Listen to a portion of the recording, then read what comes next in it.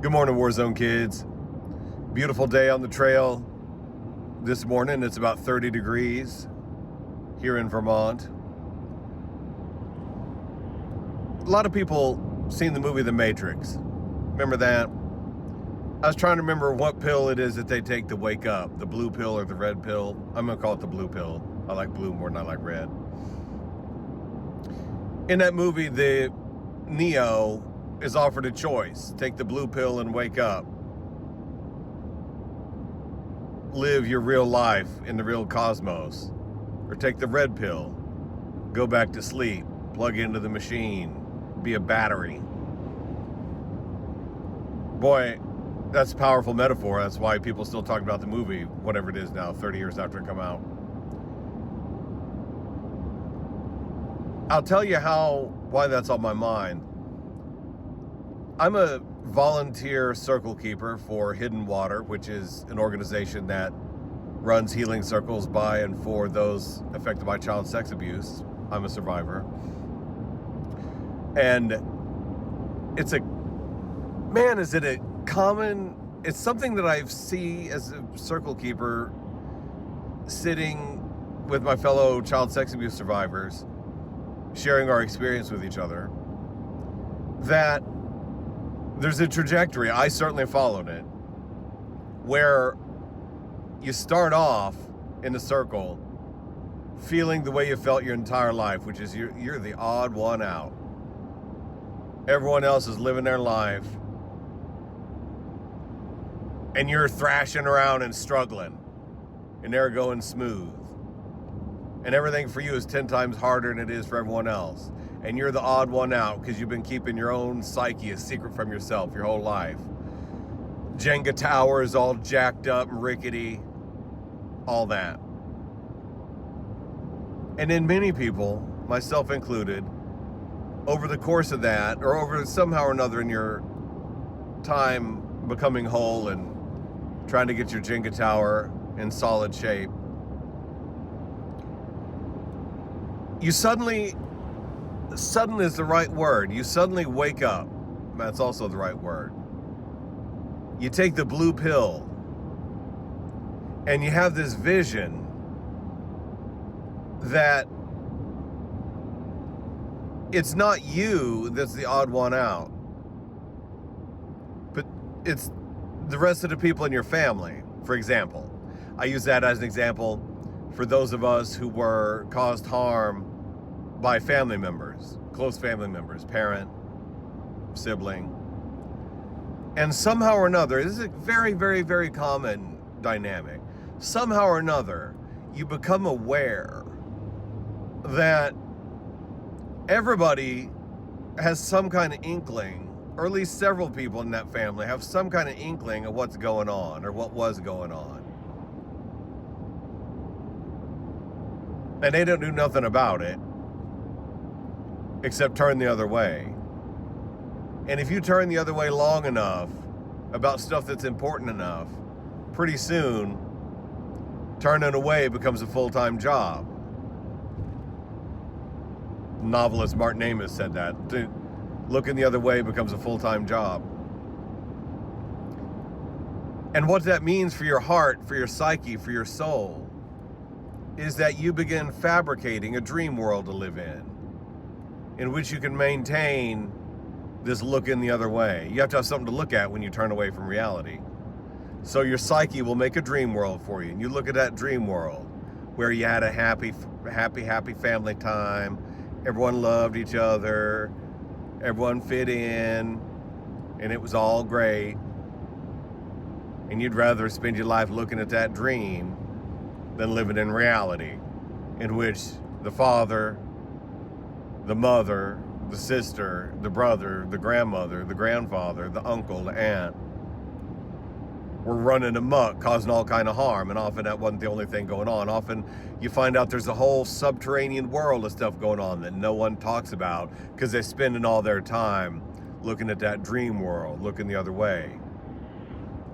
And then you get in a circle with your fellow child sex abuse survivors, and you're all kind of describing this dynamic to each other. Someone else talks about it and you recognize what they're talking about. you describe that to other people and they recognize what you're talking about.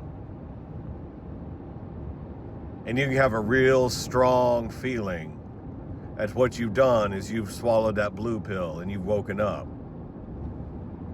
And that's what you have to do to get yourself on the trail to the Western lands. You got to wake up. You got to look. You got to turn away from that dream life, that dreamland where it's all fine. Everybody goes to church. Everybody believes the Bible, whatever it is. Everyone reads the Quran. Everyone prays to Mecca 5 times a day. Everyone observes the law, whatever it is. Everyone watches Star Trek. Whatever it is, everyone lives their happy life in the Matrix. But you've woken up and you've seen what's really going on. You've seen it. You have to keep seeing it to go down the trail to the Western lands, because the trail to the Western lands is the realest thing there is. Your path toward healing and wholeness and happiness for yourself, that's the most real thing there is in the cosmos, because to get there, you have to look at the cosmos face to face. You cannot look the other way. You have to see reality face to face, and you have to stay looking at it, and you have to stay in it.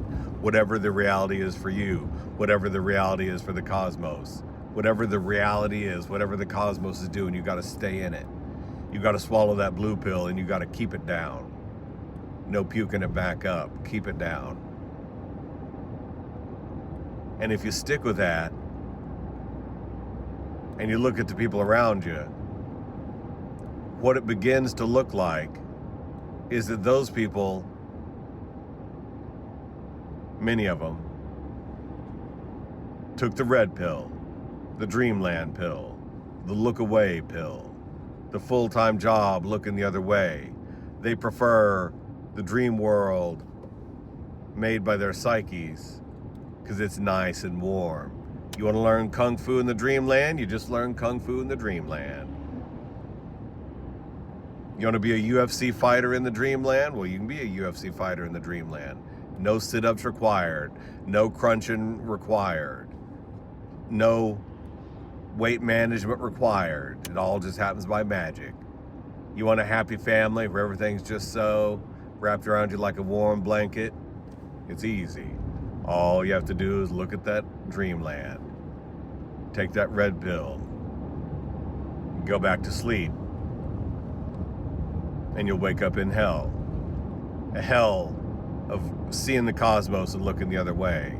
Living in a dreamland with part of your mind. That's hell. Because you ain't living in a dreamland, you're living in a cosmos.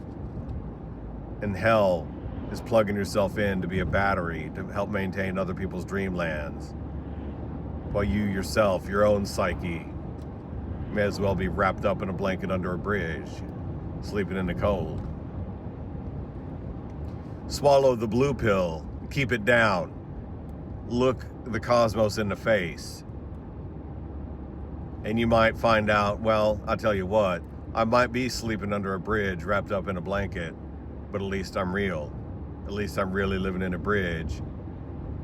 You look to your right and you look to your left. There's also people living under that same bridge, wrapped up in a blanket, eating week old Vienna sausages.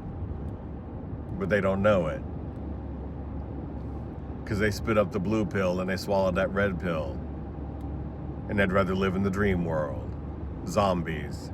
Sleeping zombies. So if you're a war zone kid and you want something to be grateful for, if you know that you're a war zone kid and you know that you have work to do to make yourself whole and to live a happy life, there's something to be grateful for, because that's a blue pill. Keep that blue pill down. Wake up in heaven, the cosmos, and that feeling that you have, that you're on the trail to the Western lands, a place of peace and wholeness. Or take that red pill, go to sleep, curl up under your nice warm blanket of illusion, and you wake up in hell, and you stay there. Let's pick heaven today, boys and girls. It's a beautiful day on the trail.